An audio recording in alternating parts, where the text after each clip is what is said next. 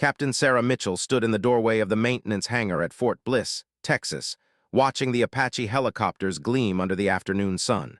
She had waited 12 years for this moment. 12 years of flight training, promotions, and commendations.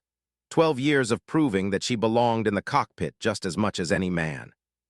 But as she walked toward the flight line, Colonel Douglas Brennan stepped directly into her path. "Captain Mitchell," he said, not bothering to hide the smirk on his weathered face, "I heard you were reporting for duty." Sarah kept her shoulders back and her voice steady. "Yes, sir. I'm ready for my Apache assignment." Brennan shook his head slowly, as if he was disappointed in her for even asking. "These birds are different from what you've been flying. They're combat machines. We need real tactical experience out here." The words hung in the air like poison. Sarah had logged over 2,000 flight hours. She had completed every advanced combat course the Army offered. She had a spotless record and certifications that most pilots would never achieve. But in Brennan's eyes, none of that mattered. She was a woman, and in his mind, that one fact erased everything else. "With respect, sir," Sarah said carefully, "I meet every qualification for this assignment." "Qualifications on paper aren't the same as having the right instincts," Brennan said. He turned away from her, signaling the conversation was over. "We'll see. Let's start you on the simulator. Get your feet wet." Sarah watched him walk away, her jaw clenched tight. The simulator. He was treating her like a rookie fresh out of flight school. Around her, she could feel the eyes of the other pilots watching. Some looked sympathetic. Others looked amused. None of them challenged Brennan's decision. That night, Sarah sat in her small apartment off base and stared at the wall. Her mother's words echoed in her memory. "You'll have to be twice as good to get half the credit." Sarah had heard that advice so many times growing up, and she had lived by it her entire career. She had worked harder, studied longer, and pushed herself further than anyone else in her unit, and it still wasn't enough. Her phone buzzed. A text from her best friend, Major Jennifer Torres, a fellow pilot she had known since flight school. "Heard about Brennan. He's an old dinosaur. Don't let him get in your head. You're the best pilot on that base, and he knows it." Sarah appreciated Jennifer's support, but the truth felt more complicated. Brennan didn't just dislike her because he was stubborn. He represented something deeper, a whole system of people who had built their careers believing that women didn't belong in certain roles. Proving Brennan wrong wouldn't be about winning an argument. It would be about changing a man's entire worldview. For the next 3 weeks, Sarah threw herself into the simulator program. She ran scenario after scenario, pushing herself to perform faster, sharper, and more precisely with each session. The simulator was good training, but it wasn't real. It didn't give her the feeling of the Apache responding to her touch in the air, the way a living aircraft communicates with its pilot through vibrations and movements that no computer program could fully replicate. Other pilots came and went through the training facility. Most of them, men who had never flown anything more advanced than a desk job, breezed through their assignments. But Sarah watched Brennan deliberately schedule them ahead of her for every opportunity. When Captain Thompson, a mediocre pilot with half her experience, got his first live flight rotation, Sarah felt something crack inside her chest. That evening, Jennifer found her sitting alone in the officer's lounge. "He's never going to volunteer to put you in the air," Jennifer said bluntly. "You know that, right? Some guys like Brennan, they're dinosaurs, but they're dinosaurs with power. You can't reason with them. You can't work hard enough to change their minds because they're not actually making decisions based on merit." "Then what am I supposed to do?" Sarah asked quietly. "Wait for him to retire?" "I don't know," Jennifer admitted. "But I know it isn't fair, and I know that you're worth 10 of the guys getting rotations ahead of you." Sarah appreciated the loyalty, but what she needed wasn't support from her friends. She needed an opportunity. The opportunity came 2 weeks later, though not in the way she expected. Admiral Lawrence Hayes had scheduled a surprise inspection of the flight operations at Fort Bliss. Admirals from the Navy rarely showed interest in Army aviation, but Hayes was different. He had served in the Joint Command for over 20 years and had a reputation for caring about logistics, readiness, and personnel quality more than tradition. When Brennan got word of the inspection, Sarah noticed a change in his demeanor immediately. He suddenly cared about how the flight line looked. He cared about maintenance schedules and performance records. But most importantly, he cared about making sure everything appeared exactly the way he wanted it to appear to the Admiral. Sarah was reviewing the flight roster when Brennan called her into his office. I want you visible tomorrow during the Admiral's tour, he said. You know the equipment. Be available to answer technical questions if needed. It was such a small thing, a tiny concession that meant nothing to him and everything to Sarah. This was her chance. She would be near the helicopters, near the Admiral, and near the possibility of finally proving herself. That night, she barely slept. The next morning, Sarah dressed in her dress uniform, pressed so crisp that the creases looked like blades. She positioned herself near the row of Apache that would be on display for the inspection. Her heart hammered in her chest as she watched Admiral Hayes approach with Brennan. Brennan was already talking, doing what he did best, telling stories about his own experience, his own expertise, his own importance. He barely acknowledged Sarah as they walked past. The Admiral glanced at her name tag, nodded politely, and continued. Sarah felt the moment slipping away. She had positioned herself for an opportunity that was never going to come. Then, unexpectedly, Admiral Hayes turned back. "Captain Mitchell, is it?" he asked. "How long have you been on this base?" 3 weeks, sir," Sarah answered. "I'm recently assigned to this unit."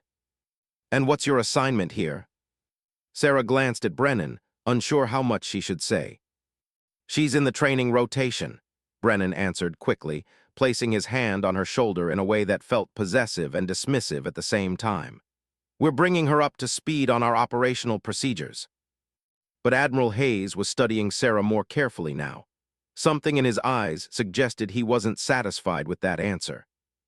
"Training rotation for what position?" the Admiral asked directly. "Apache pilot assignment, sir," Sarah said. Her voice was quiet but firm. For a moment, nobody spoke. Admiral Hayes looked from Sarah to Brennan and back again. "And how long has she been in training?" the Admiral asked Brennan. "About 3 weeks," Brennan said. "Simulator work mostly. She's progressing, but these aircraft require." "Has she flown one yet?" the Admiral interrupted. "Not yet, sir," Brennan said. "We like to be thorough." Admiral Hayes turned to Sarah again. "Captain, what's your total flight experience?" 2,047 hours, sir," Sarah said. "Combat qualified on 6 different aircraft platforms, advanced weapons certification, maintenance procedures, tactical operations, advanced instrument flight, all current." The Admiral's eyebrows rose slightly. He looked back at Brennan, and Sarah could see something shift in his expression. A recognition, a question, a doubt. "Colonel Brennan, why exactly is Captain Mitchell in simulator training and not in the air?" the Admiral asked. "Just our normal procedure, sir," Brennan said, but the confident tone had evaporated from his voice.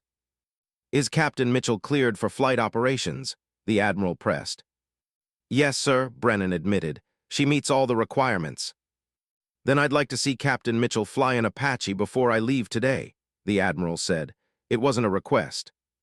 Sarah's heart stopped. Part 2, the flight. Colonel Brennan's face went pale, then red. Sarah watched the emotion flash across his features, anger, frustration, and something else, something that looked like fear. He didn't want her in the air, not today, not in front of the Admiral. "Sir, I'm not sure we have the flight schedule flexibility," Brennan began. "Make it flexible," Admiral Hayes said calmly. "I want to see what Captain Mitchell can do." 20 minutes later, Sarah was in the pre-flight checklist, her hands moving through the procedures she had practiced 1,000 times in the simulator. But this was different. This was real. The Apache was a war machine, a $200 million aircraft packed with missiles, guns, and advanced targeting systems. It was beautiful and terrifying. In the seat behind her sat Chief Warrant Officer James Morrison, an experienced flight engineer who had been assigned to accompany her. Morrison had a reputation as fair-minded, and Sarah appreciated that. She didn't need the kind of safety officer who was hoping she would fail. Sarah's fingers moved through the startup sequence, familiar from hundreds of simulator hours but infinitely more real now. The rotors began to spin, slowly at first, then faster. The Apache began to vibrate around her, alive and powerful. Through the windscreen, she could see Admiral Hayes standing beside Brennan, watching from the tarmac. "Fort Bliss Tower, this is Apache 274, requesting clearance for takeoff," Sarah said. "Apache 274, you are cleared for takeoff," the tower responded. Sarah felt the aircraft respond to her touch on the controls. It was nothing like the simulator. The Apache felt alive under her hands. It felt like flying with intent, with purpose. She lifted off the ground gently, the nose dipping slightly as she increased pitch on the rotors, and the helicopter rose into the Texas sky. "Nice smooth lift," Morrison said. "Very clean." Sarah headed out toward the training range, her mind running through the sequences she would perform. The Admiral wanted to see what she could do, so she would show him everything. She would show him precision, control, tactical awareness, and the kind of handling that came from genuine skill and thousands of hours of preparation. The Apache climbed higher, and Sarah moved through her first test maneuver, a standard tactical approach pattern that would demonstrate her ability to control the aircraft in a realistic combat scenario. She banked the helicopter smoothly, maintaining her altitude and heading, then executed a tight spiral descent that proved her understanding of the aircraft's envelope. "That's textbook," Morrison said, and Sarah could hear respect in his voice now. "Very professional." She transitioned to advanced maneuvers, pushing the Apache through sequences that tested her pilot skills and the aircraft's capabilities. A rapid bank turn where she rolled the aircraft to nearly 90 degrees proved her understanding of the rotor dynamics.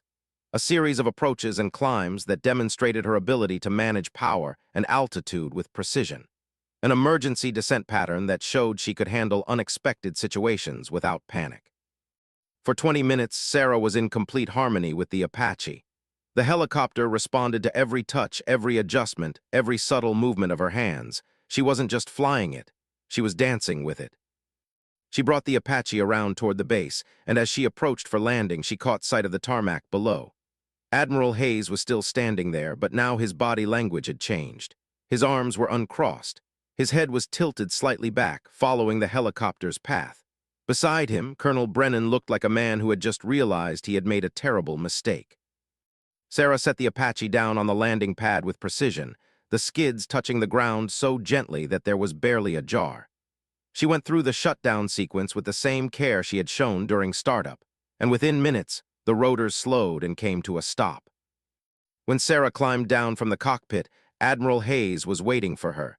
His expression was completely different from the formal politeness he had shown that morning. Now he looked genuinely impressed. "Captain Mitchell," he said, extending his hand. "That was the finest flying I've seen from any pilot in this command. Where did you learn to handle an aircraft like that?" Sarah shook his hand, her heart still racing from the flight.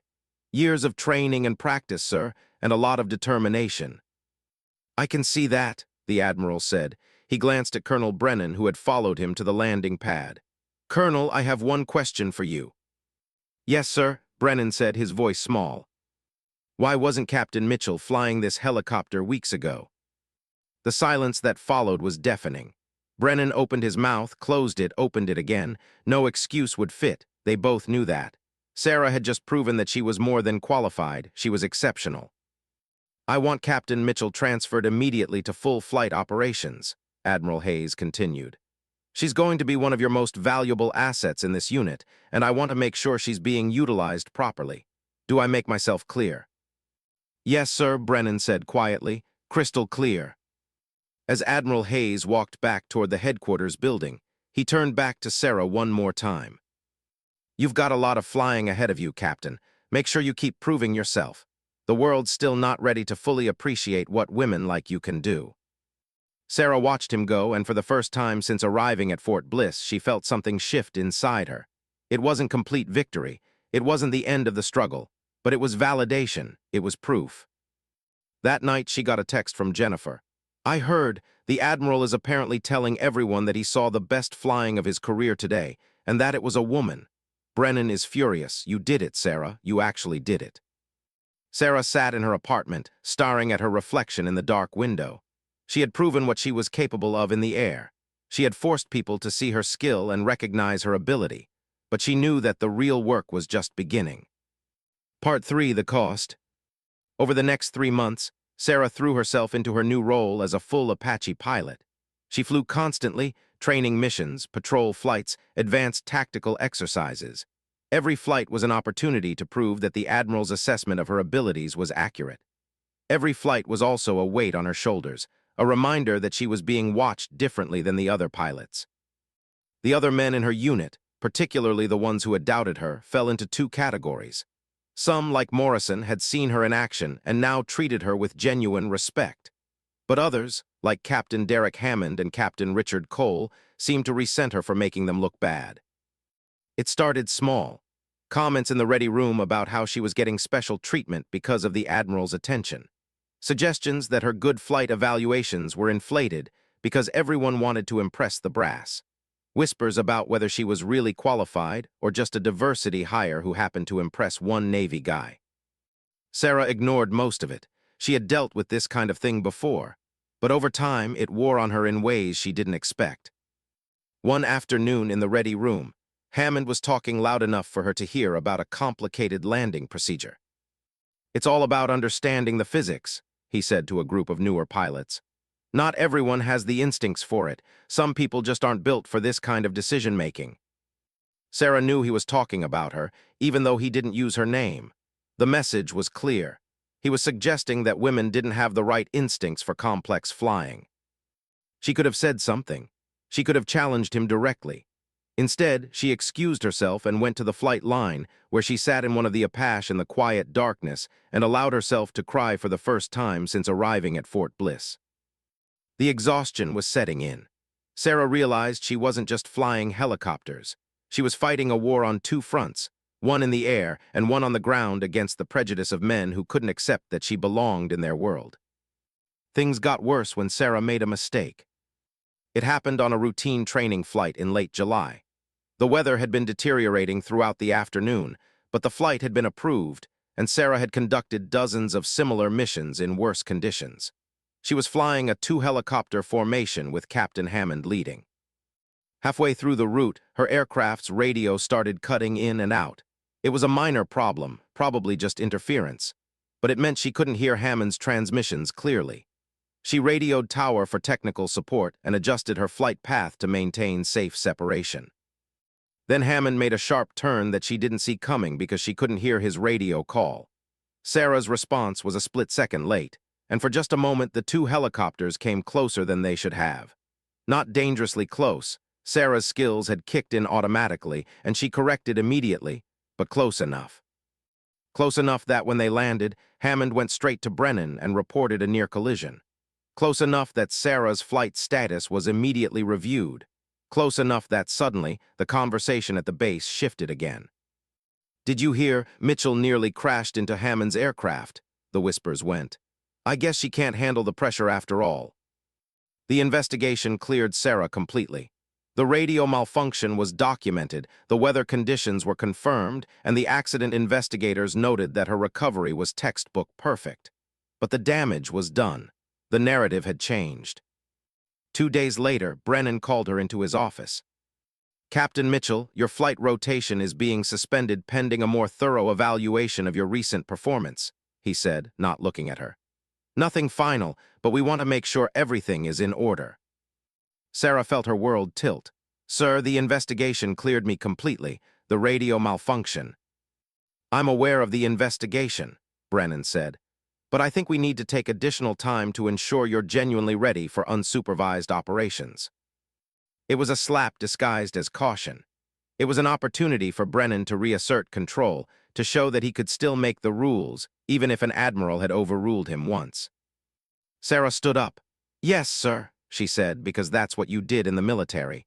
You saluted and followed orders even when the orders were unfair." "You're dismissed," Brennan said. That night, Sarah called Admiral Hayes's office. She didn't expect to reach him directly, but his executive assistant connected her, and within an hour, she was in a conference call with the Admiral. "I read the investigation report," he said immediately. "You did nothing wrong. The radio malfunction was documented, and your response was perfect." "Yes, sir," Sarah said. "But Colonel Brennan has suspended my flight rotation anyway. He's calling it an additional evaluation." There was a long pause on the other end of the line. "Captain Mitchell, I need to be honest with you," the Admiral said. "I can't protect you from everything. I can ensure that you get fair treatment and that obvious discrimination doesn't go unnoticed. But I can't be on this base every day. I can't oversee every decision. Brennan is your commanding officer, and if he decides to ground you, I can't directly countermand that without making it seem like I'm playing favorites." The words felt like a betrayal, but Sarah understood what he was really saying.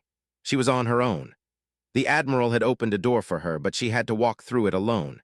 And once she was through, she had to survive with the knowledge that the people who resented her would keep trying to push her back out.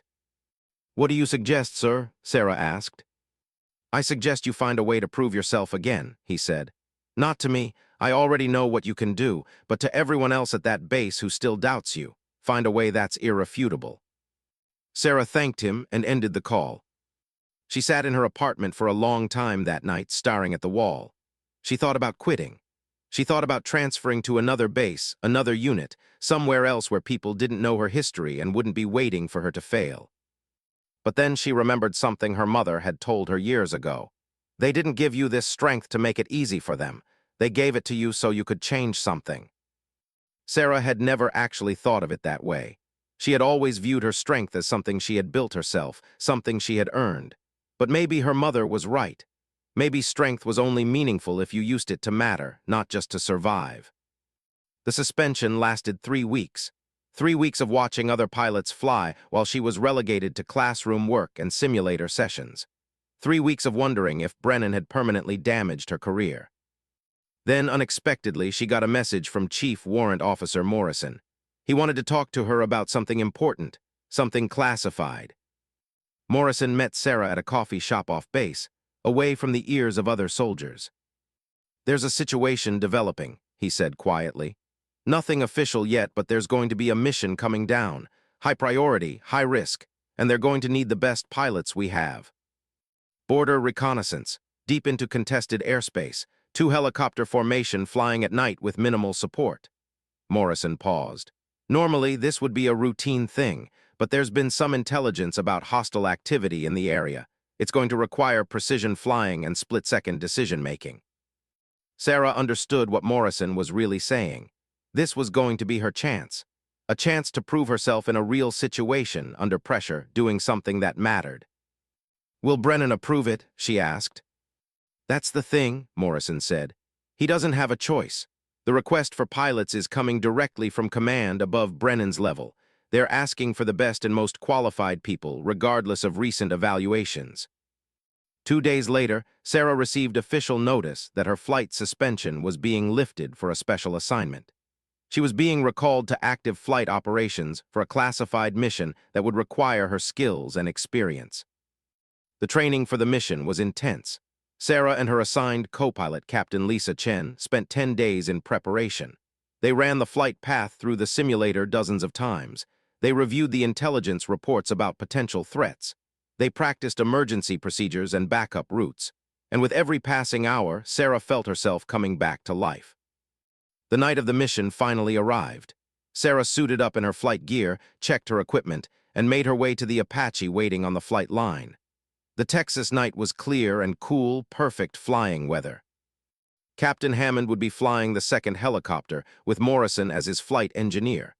Sarah didn't like Hammond, and she knew he didn't like her, but they would have to work together on this mission. Professional respect would have to be enough. "Tower Apache 274 and 275, requesting clearance for takeoff," Sarah radioed. "Apache 274 and 275, you are cleared for takeoff," Tower responded. Sarah lifted off smoothly, feeling the Apache respond to her touch.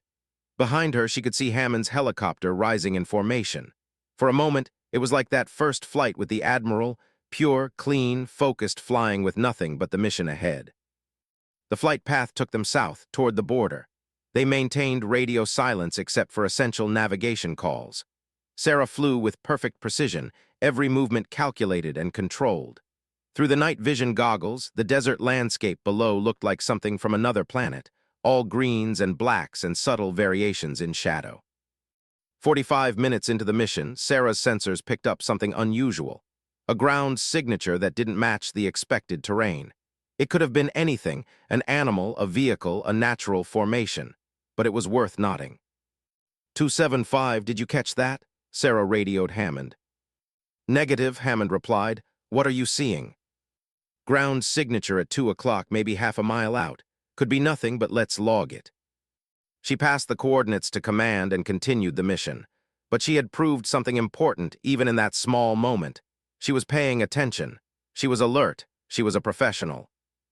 The rest of the mission went perfectly. Sarah maintained perfect formation flying, executed the reconnaissance objectives flawlessly, and brought the Apache back to base with the precision that had become her trademark. When the two helicopters landed, a convoy was waiting to collect the intelligence data they had gathered. Sarah went through the post-flight shutdown, then climbed down from the cockpit. Chief Morrison was waiting for her. "That ground signature you picked up," he said quietly. "Command ran it through the analysis systems. It was a vehicle parked in a location we weren't expecting.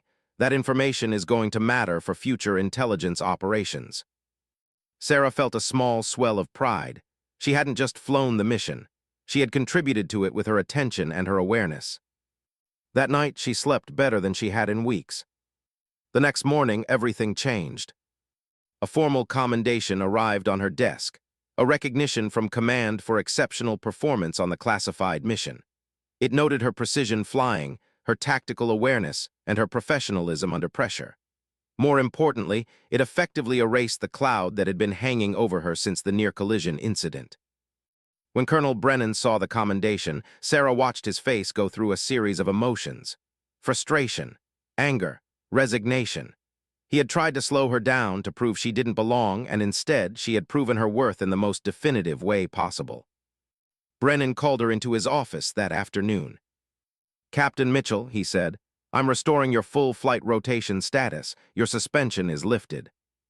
"Thank you, sir," Sarah said. Brennan looked at her for a long moment, and Sarah could see something shifting in his expression. It wasn't acceptance, exactly, but it was something close to grudging respect. The kind of respect that comes when someone you underestimated proves you wrong in a way you can't dismiss or deny. "You've earned your place here," he said finally. "I was wrong about you." The words were simple, but Sarah understood what they cost him. For a man like Brennan, admitting he was wrong was almost unthinkable, but he had said it, and Sarah decided that was enough. Part 5, The Legacy. 6 months later, Sarah Mitchell stood in the office of the base commander, Brigadier General Maria Reeves, a woman who had herself broken through barriers to reach her position. "Captain Mitchell, I've been reviewing your file," General Reeves said, "and I want to talk to you about your future." Sarah settled into the chair across from the general's desk, wondering what this was about. "In the 3 months since your classification was upgraded and you returned to full flight status, your performance has been exemplary," General Reeves continued. "You're the highest-rated pilot in your squadron. You're in the top 5% of all Apache pilots in the command. And based on your service record, I believe you're ready for the next step in your career. I mean that I want to recommend you for flight instructor certification," General Reeves said. "The Army is launching a new program specifically designed to mentor and develop pilots who have been historically underrepresented in aviation. We need instructors who understand what it takes to succeed in this environment, who have experienced the challenges firsthand, and who can help the next generation overcome the same barriers you've overcome." Sarah felt something unlock inside her chest. This wasn't just about her vindication anymore. This was about changing the system itself. "I'd be honored, ma'am," Sarah said. Over the next year, Sarah completed the flight instructor certification and began training new Apache pilots. She was tough but fair, demanding but supportive. She understood what her students were going through because she had lived it herself. One of her first students was a young woman named Jennifer Martinez, a brilliant pilot with nerves of steel but very little confidence in herself. Sarah spent extra time with Jennifer, pushing her to believe in her abilities, showing her that the doubts other people had didn't define her limitations. When Jennifer completed her training and qualified as a full Apache pilot, she came to Sarah's office. "I wanted to thank you," Jennifer said. "A lot of instructors just push you harder, but you believed in me. You made me believe in myself." Sarah thought about all the times someone had doubted her, all the years of proving herself over and over. And now, through Jennifer and through all the other students she would teach, she was breaking the cycle. 2 years into her position as a flight instructor, Sarah received a surprise. Admiral Lawrence Hayes was retiring, and he had requested that she present the keynote address at his retirement ceremony, not as a subordinate but as an equal. Standing at the podium in front of 300 military personnel and their families, Sarah looked out at the sea of faces and thought about how far she had come. "Admiral Hayes once told me that the world wasn't ready to fully appreciate what women in aviation could do," Sarah said. He was right, but he also taught me that we don't wait for the world to be ready. We prove ourselves so completely, so undeniably, that the world has no choice but to see us for who we really are. She paused, looking directly at Admiral Hayes, who was standing at attention. Admiral, you gave me an opportunity when most people wouldn't have. But more importantly, you believed that I deserved that opportunity. This entire unit is better because of your leadership. I'm better because of your example. And all the pilots I train in the future will be better because you showed us that merit matters more than tradition. The applause was thunderous. After the ceremony, Colonel Brennan approached her. He looked older now, like the weight of his own resistance to change had aged him. Captain Mitchell, I want you to know something, he said. I wasn't a bad man, but I was limited by the world I grew up in. Seeing what you've accomplished, watching how you've changed this unit by your example, it's made me realize that I had things backwards. The question was never whether you belonged in an Apache cockpit. The question was whether I had the courage to accept that. Sarah shook his hand. She didn't say it was okay because it hadn't been, but she understood that growth was possible even for men like Brennan. Over the next few years, Sarah rose through the ranks. She became the first female commander of an Apache squadron in the region. She established new training protocols that emphasized skill and merit over tradition and assumptions. She mentored dozens of pilots, both men and women, who went on to have distinguished careers. But the moment she was most proud of came quietly, without fanfare or recognition. A young woman named Private Sarah Chen, no relation to her former co-pilot, came to see her in her office. Sarah Chen was terrified. She wanted to be an Apache pilot, but she had been told by everyone in her family that she was crazy, that she didn't have what it took, that she should find a normal job instead. Captain Sarah Mitchell looked at this young woman who shared her first name, and she saw herself 20 years earlier. All the doubt, all the fear, all the determination. Do you want to fly? Sarah asked. More than anything, Sarah Chen said. Then that's all that matters, Sarah said. Everything else is just noise. 3 years later, Private Sarah Chen graduated with her Apache pilot certification with honors. At her ceremony, she hugged Captain Sarah Mitchell and whispered, "Thank you for showing me that it was possible." That night, Sarah sat in her apartment, much nicer now, in a house outside the base that she had bought with her officer's salary. She looked at a photo from that first day at Fort Bliss, when Colonel Brennan had told her she wasn't ready. Then she looked at a more recent photo, her receiving her promotion to Major, standing beside Admiral Hayes and General Reeves and Colonel Brennan, all of them smiling. She thought about that first Apache flight with the Admiral watching from the tarmac. She thought about how a single moment of being seen, of being recognized, had changed everything. Not just for her, but for everyone she had helped after her. Her phone buzzed with a text from Jennifer Torres, her friend from flight school who had supported her through everything. Just heard the news. Major Sarah Mitchell, I'm so proud I could burst. You made it, friend. And more importantly, you made it so the women coming after you don't have to fight the same battles. Sarah smiled. She had accomplished what she set out to do. She had proven herself in the Apache, earned the respect of her peers, and overcome the prejudice that had nearly stopped her before she started. But the most important achievement was this. She had opened a door that would stay open. She had cracked through the ceiling that had been keeping people out. And she had shown that being brave enough to be yourself, to demand respect, and to keep pushing when everyone else was pushing back, that was the most powerful weapon any person could have. In the end, Sarah Mitchell didn't just become a great pilot. She became proof that the rules didn't always have to be the way they had always been. And in a world where so many people are held back by other people's assumptions about who they are, that proof was everything.